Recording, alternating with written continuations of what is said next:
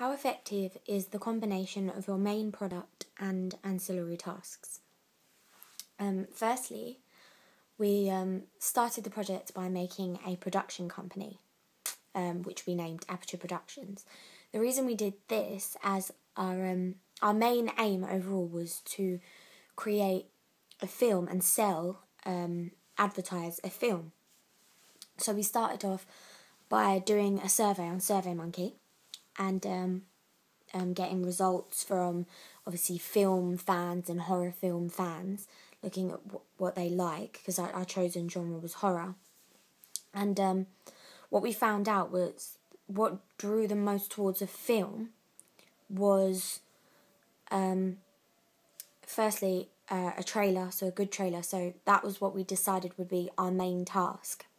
And our ancillary tasks, also advertising the same film, would be a poster and a magazine. So those are our main tasks and our ancillary tasks. Essentially, the poster and the magazine were in support of the trailer and the film, so in selling our main product, which essentially is the film and the trailer. So what we needed to consider throughout this process and in creating our production company and creating the trailer and the magazines, we had to think about what was going to sell this product whilst creating a sense of brand identity that will sell the film, and make sure that we're drawing our target audience, but also an audience wider than that, to the product by selling it and using constant advertisement and thinking constantly about how the products are going to work together in selling the film. So that was something that we really thought was important. So in creating my horror film, which was Victim, I planned a narrative and I made a trailer. My trailer was created using iMovie, as I thought it was the most professional.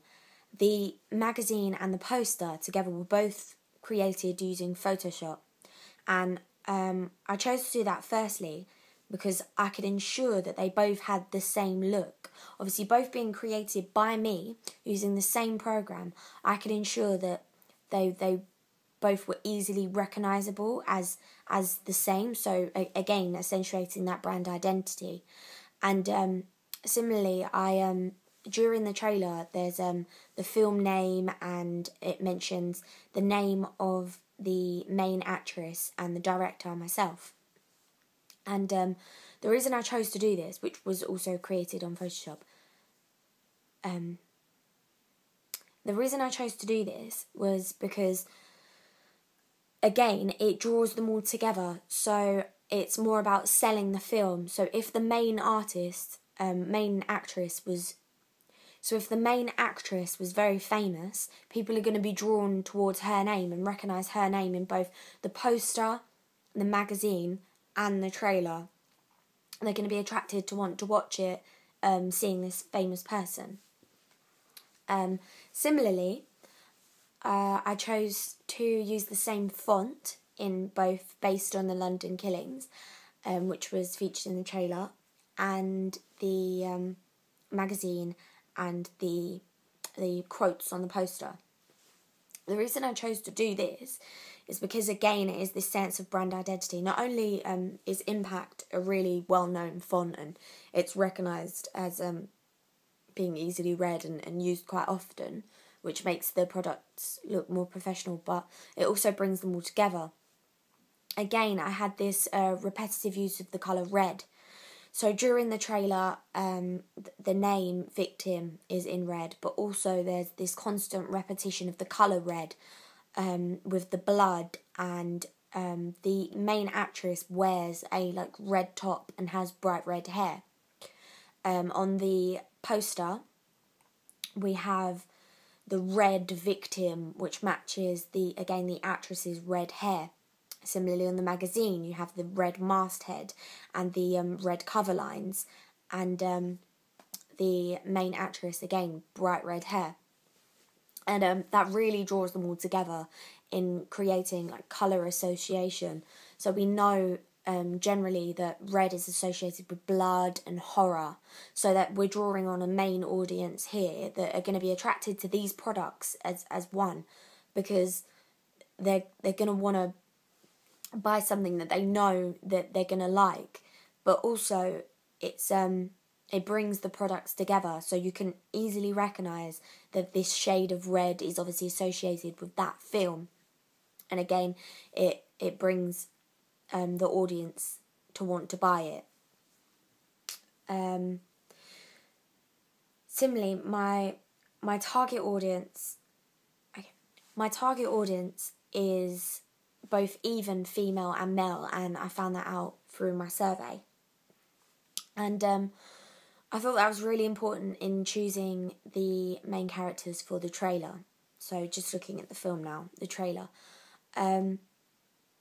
I chose to have a female protagonist, as I felt that firstly it would appeal to the female audience, but also looking at male gaze, it will appeal to the male audience. During my trailer I do a lot of close-up shots of the main actress slightly looking at male gaze, but in a more modern way. And the narrative itself shows the kind of princess damsel type. However, what I've done is taken kind of a modern twist. So this damsel, this distressed damsel that we typically see, kind of adapts into a more modern adaptation, which is inspiring for the female audience. So in a way, I've appealed to both in my trailer alone. And for my magazine, the same magazine and poster, the same model or actress is used, promoting the film more, but also again looking at this kind of for females, this kind of stimulating inspirational figure, and for males the kind of sexy typical seductress, but also damsel that needs saving. So I've used both like modern and traditional theory to appeal and bring the products together to make sure that they sell. And I think make sure that they sell. The production company is highly significant in producing and making and creating and selling the products. They act as both